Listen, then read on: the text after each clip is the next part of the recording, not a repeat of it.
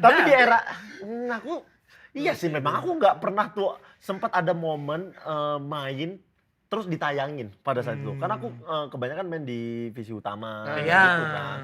Di era waktu itu aku main di PSDS itu sempat Deli Serdang. ditayangin.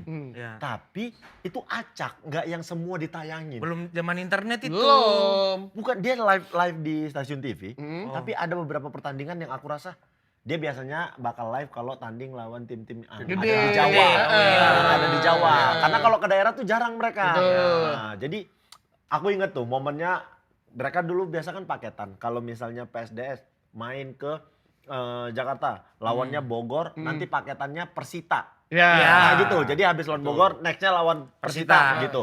Ketika lawan Bogor, kami tidak live. Nah, jadi lawan Persita ini live Iya. pertandingan sebelumnya. Jadi aku mikir lawan Persita live. Ketika ke Persita, ya yang Bogor yang live.